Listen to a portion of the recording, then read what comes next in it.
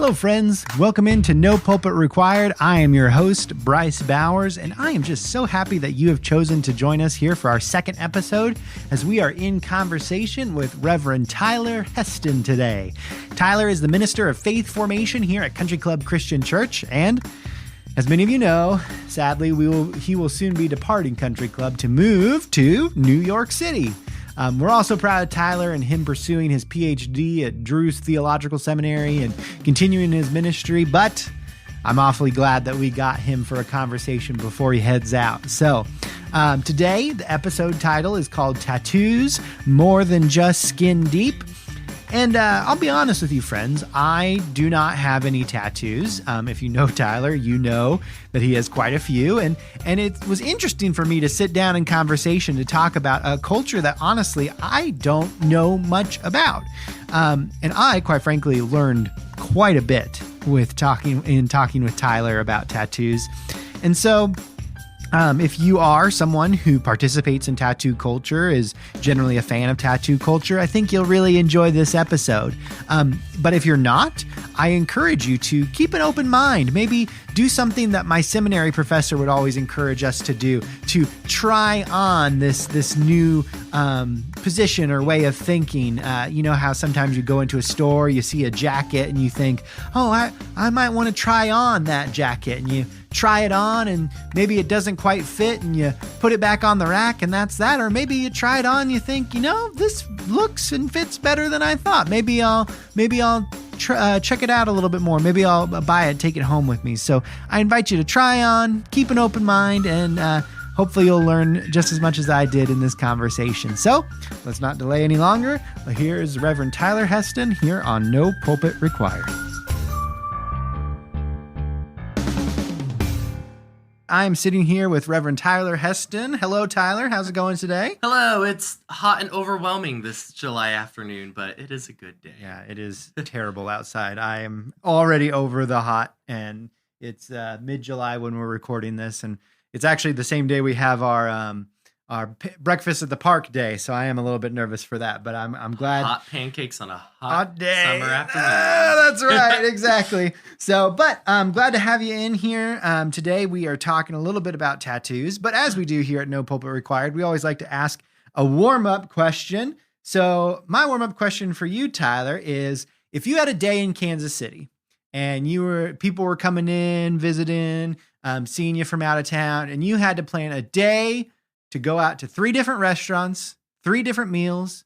Where are you going? And take us away. Oh, this is like another hobby of mine, welcoming people through a food tour of Kansas City. And so Mitch and I have been thinking, like, what will we do when we come home and come see our highlights? I think this is where we would go. We would start out at room 39, 39th Street, because we're there once a week already. And they have the best breakfast in the city, or at least one of the best breakfasts.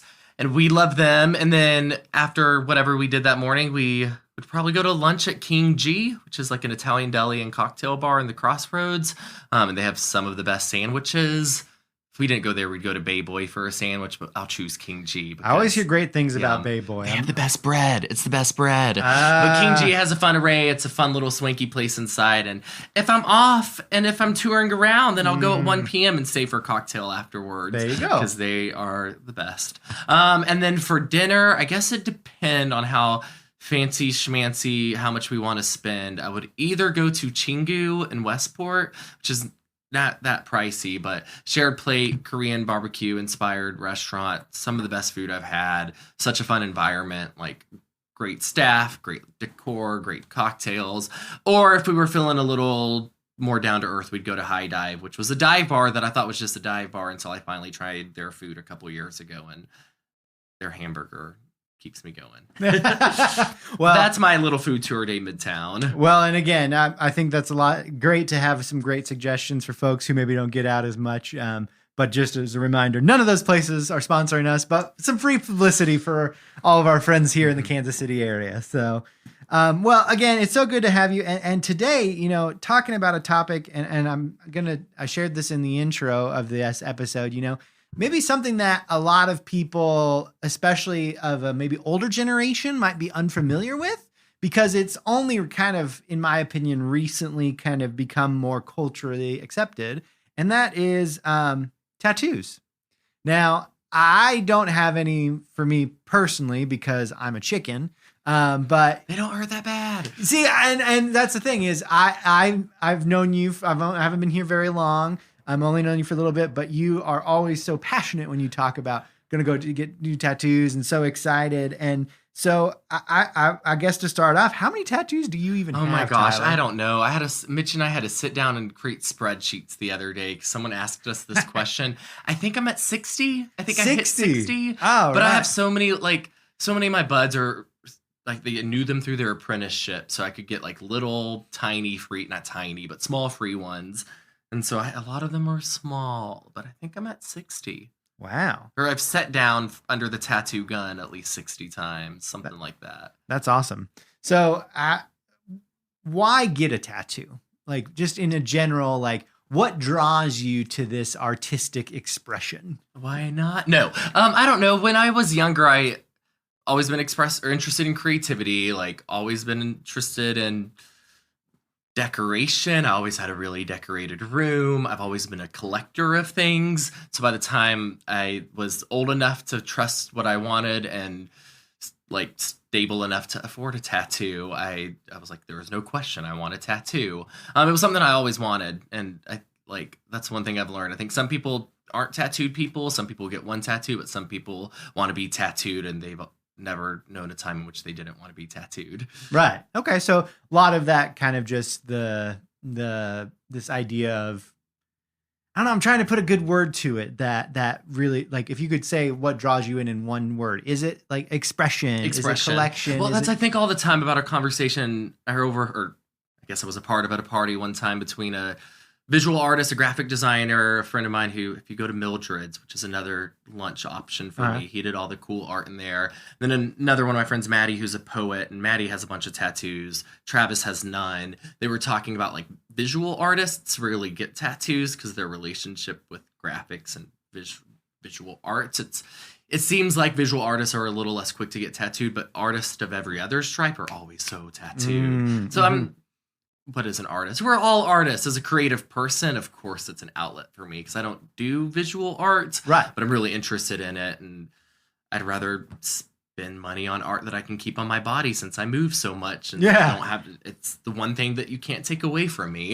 Yeah, that's so true. Good investment. I mean, you're not. It's going to be hard to lose your tattoos in a fire, like Something I've learned though through this tattoo journey of mine. One thing that keeps me going back is it's such a relational art. Instead of purchasing a piece from an artist at an art fair that's this canvas or like sculpture or something that's not on you, like that's meaningful. That can be relational, especially if you like have an artist create a piece for you.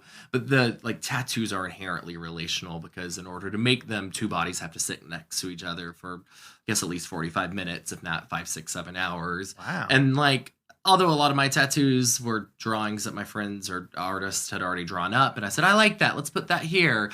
A lot of them are not. And so the relational dynamic, the conversation of where does it go? Like what subject matter do you want? Like it's something you build together. There's something really beautiful about that. Yeah, absolutely. Like it's almost this like tactile sort of way to participate in the art that you are collecting.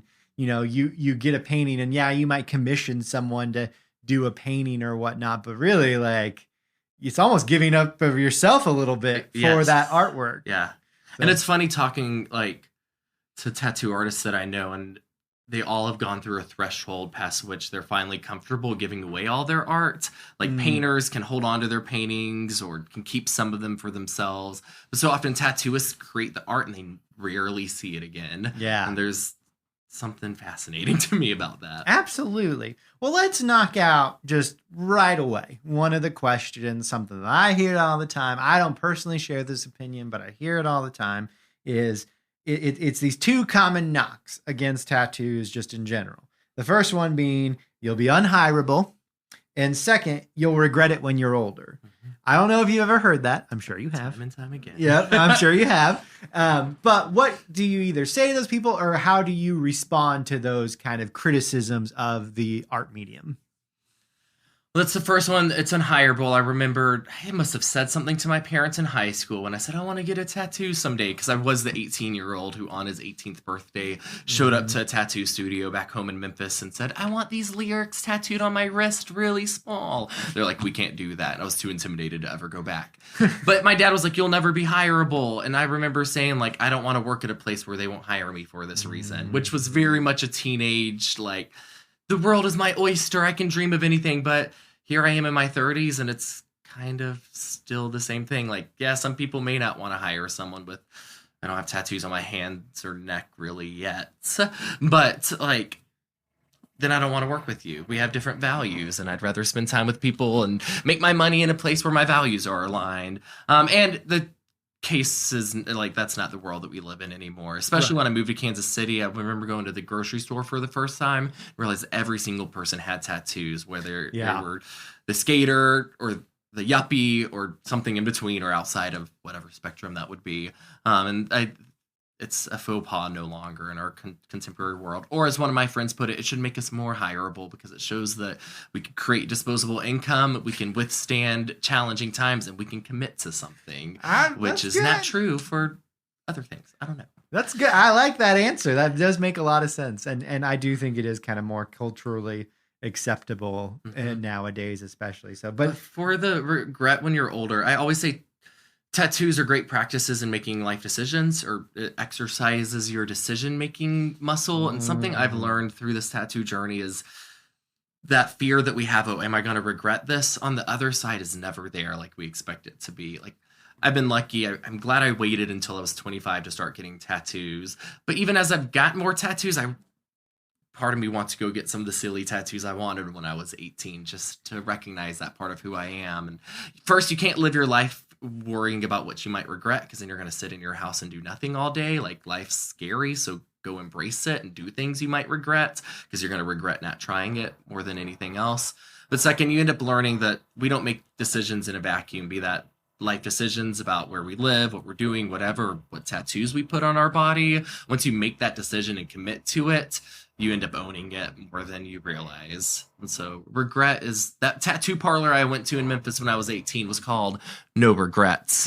And I think there was good reason for that, because unless it's racist or like hate filled or made in a bad headspace, maybe people rarely regret their tattoos. Yeah, I think that's one of the things that I've always heard about tattoo artists, and the ones that have like a high ethical code. They always are like, I'm not going to tattoo someone who's clearly inebriated or doesn't feel comfortable on it. And that high ethical standard, I think people don't sometimes take that for granted, that it's not just like a decision that you make, but also the artist. And kind of goes back to that collaborative effort. Like they have to also be like, I'm willing to work with you. And this is something that I know that you will enjoy. I'm not going to, I mean, maybe probably some do, and you probably know of them, but there's a spectrum. Yeah, exactly. So I do think there's more to that. And I love what you say there about exercising the decision-making muscles and kind of leading into the whole kit and caboodle. So,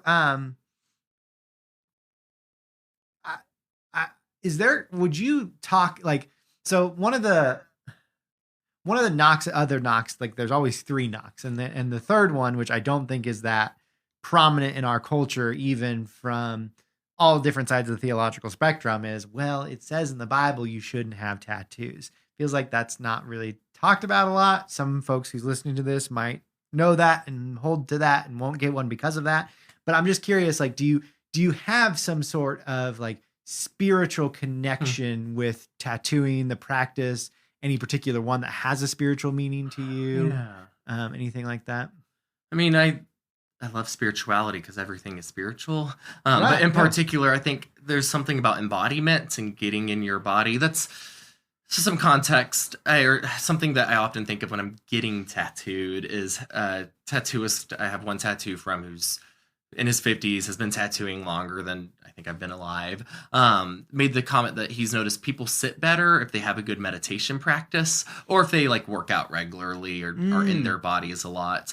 And I just think about that a lot. And like getting tattooed, being tattooed is a practice and being embodied. And at the end of the day, I think spirituality is about connecting ourselves with ourselves and the world and the real world and our embodied world. So tattoos for me very much have become a spiritual practice because they're helping me document seasons and moments in my life. They are relational.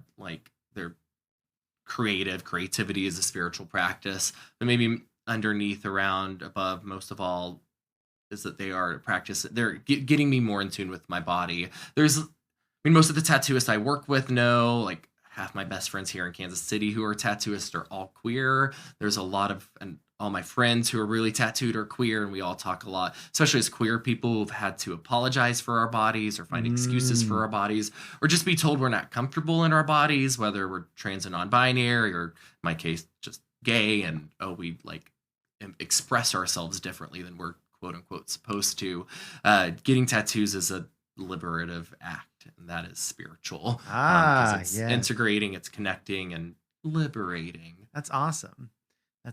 So, and to me, it's more spiritual to break taboos than uphold them, because I don't care about what Leviticus says. In many ways, if you know me, I like Jesus who broke all the taboos. Well, and again, that we could sit here and go into Leviticus and say cultural practices and how it tied into cult practices of the ancient Near East. I had shellfish last night. Exactly. There's probably wearing some garments I'm not supposed to. Well, we may go into it one day, but that's not today. So let me ask you: can you name a favorite tattoo? A favorite tattoo? I don't know. I'm trying to think of. None of my tattoos are more spiritual than the others. I'm looking at them right now because I can't remember what I have sometimes. I have some that are theological, like on my arm, I have a diagram that's taken from Marjorie Suhaki's book, God, Christ, Church, A Primer to Process Theology. I just thought it was an aesthetically pleasing design, and it's one of my favorite theology books. And there are, what other tattoos that are spiritual? I have a Corinthian column on the back of my neck, which half is aesthetic, but the other half is a shout out to the Corinthian church, particularly the women who scholars think ran that church and did so without the support of the structure. And so the Corinthian column, it's just the top of it, and it's like crumbling on the bottom. So even when that support is crumbling, you can still stand tall. Something, I don't know, cheesy like that. And then what else do I have? A Mary Magdalene tattoo because she's half the reason I'm Christian. Yeah. I love Magdalene theology. And then my best friend who just moved away, and I got these praying hands tattooed just a couple months ago, I guess now, with the shackles or whatever on them, is this like expression of how both of us are sometimes conflicted with our relationship to religion, because we both grew up in sectors of religion that did a lot of harm, but we're tied to it. And there's this liberative reclaiming of it. And also it's just a good tattoo and it looks good. Yeah. But my favorite tattoo, I don't know. I have right in the middle of my chest, I have a big piece that's a daffodil bunch coming out of what looks like a black hole, kind of just an aesthetic element. But it was the first big piece that I got. This artist is, and all the artists I work with are incredible in my opinion, but Fia is wonderful, and it's a staple. And just if I could only keep one of my tattoos, I think it's what I would keep. So it's not a favorite necessarily, but I love it. Yeah. So to kind of go off a little bit here, because you kind of mentioned it with your praying hands tattoo, and you also kind of talked about it when you talked about like what draws you to the work of tattoos, especially as someone who is queer, and it might not be a theology that a lot of our folks are familiar with, but I want to talk about like this liberation theology. And you make this connection between that and reclaiming bodies, the liberative act of that. So for those who might be unaware, could you just kind of go over kind of maybe like a broad definition, if you can? I know I'm asking you this cold. It wasn't in the list of questions of what liberation theology is and why it's so meaningful to you. Oh, well, as a white person, I do need to kind of explain some of that, because liberation theology kind of traces its history back to Latin American liberation theology. I think particularly political struggles in El Salvador. A lot of this, what we now know as liberation theology, traces back to not queer creatives in America with all of our privilege being able to afford tattoos, but something a lot more dire, important, not important, but urgent. Yeah. Right. So liberation theology came out of this idea that there are systems in the world that are harming people from flourishing in their lives, not just having enough to live, but having enough to live a meaningful life. Right. And like the first generation of liberation theologists were doing work, community organizing, doing radical revolutionary work against really oppressive political systems in their country. Yet liberation theology has grown beyond that because other people have realized, oh, that's true for all of us. We all live in systems that tell people they're supposed to be XYZ, that celebrate some people as normal, as powerful, as central, while marginalizing other people. And liberation theology has kind of widely come to represent any of the ways in which not even just Christians, but people doing theological work are using their faith systems as a resource for resistance against those systems of oppression. And so it's Black liberation theology, queer liberation theology. Each is very different and had because all of our experiences are different. But I think what they share is this idea that the sacred source from which we were created us to live a free life, not to go wait until some fake heaven where everything's golden and magic and some afterlife far away, but finding liberation in the real world. And not just talking about that and preaching about that, but putting our money and our bodies on the line so that we can create that world of liberation. So maybe tattoos feel trite kind of when I think of the struggle of people in our country who are continually kept down and killed by systems of power in other countries. But there is this, we are all my liberation is other people's liberation. We're not free until we're all free. And the more I can visibly embody that, the more I'm doing that work. Yeah, I wouldn't dare say I understand the idea of tattoos might be down here on the spectrum of importance as compared to other work of feeding people and abolishing slavery and equal rights and all that. But at the same time, it is still liberating work. It's still important. It's still, and it grounds it all in creativity and abundance and expression. Right. So at the end of the day, if we're all liberated on the outside but still have no love for ourselves on the inside. And it almost feels it almost feels like tattoos, and stick with me here because I'm coming with this thought maybe mid form, but tattoos can almost be this affirming of self and being this is part of who I am. What I'm putting on my body, on my skin is a part of who I am, and I get to show that in this exterior way. Yes, it's not just embodying oh, I thought it was cute and creative, but embodying a deep part of you. And so there's this freedom in it. I wish I could remember the name of a book, but there's an artist somewhere in New York, I think, who published a book on tattoos as liberating practices. So if I remember that by the end of this podcast, there you go. Include that as a little recommended reading. Yeah. Because I skimmed through the book, and I forget who the author was, they're queer tattooists, a person of color, and so specifically from their marginalized identities, tattoos as leveraging liberation.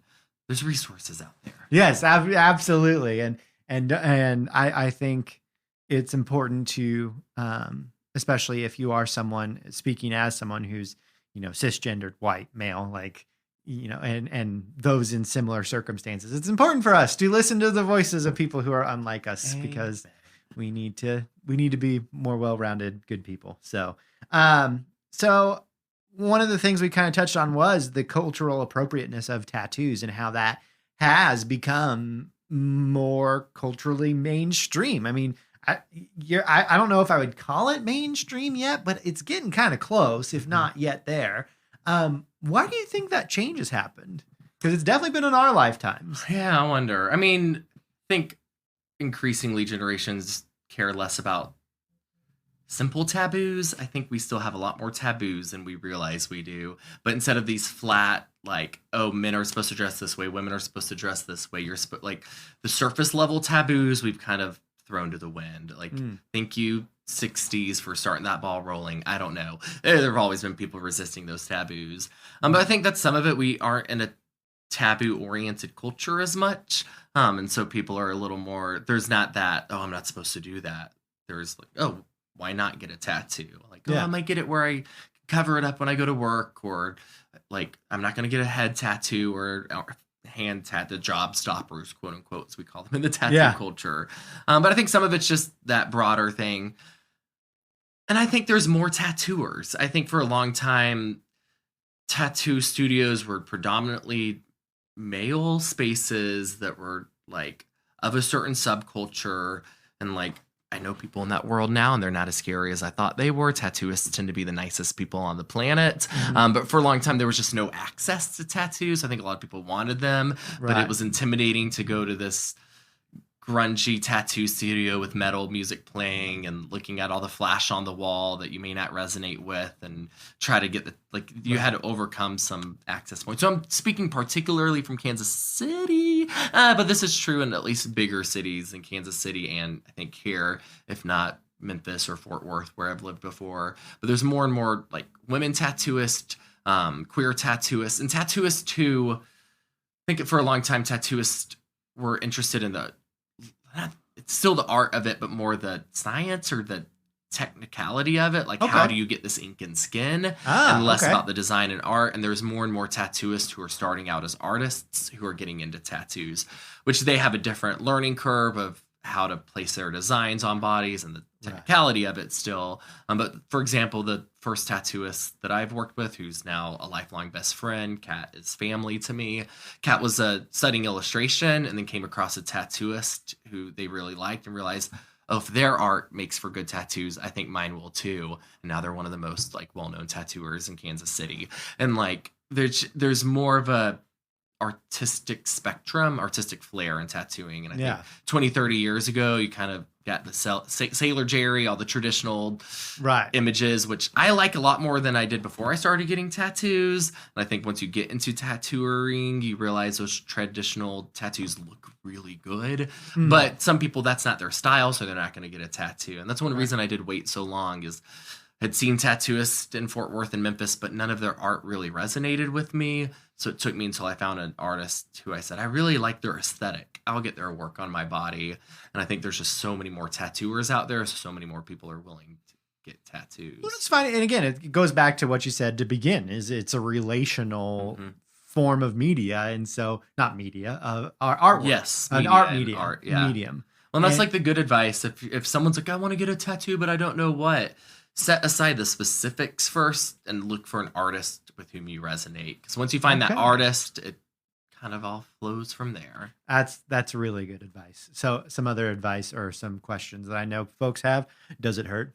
Yes, it does hurt. But it's not, honestly, to me, the pain gets worse after it's done. Like your body goes into some mild form of shock. Again, it's kind of like meditation or something. It's a weird headspace. Once you get going, the tattoo could be an hour, 3 hours, 5 hours. The first 15 minutes and the last 15 minutes are the annoying parts. In between, as long as it's not on a knee or a foot or something, it's pretty smooth. It's not too bad. It's more annoying than painful. Like, yes, it's pain, but it's annoying.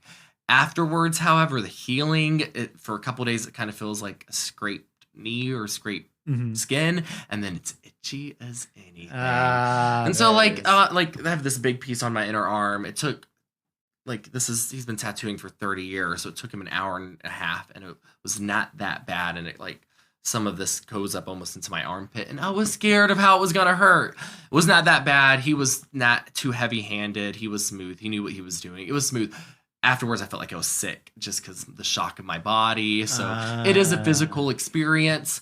Some placements hurt worse than others, but overall, there's a reason so many people do it. It's way more durable than I thought it would be. Okay. And after a week, it may be a little itchy, but then it's there. And then 3 weeks later, you're making appointments to get another one. Mm-hmm.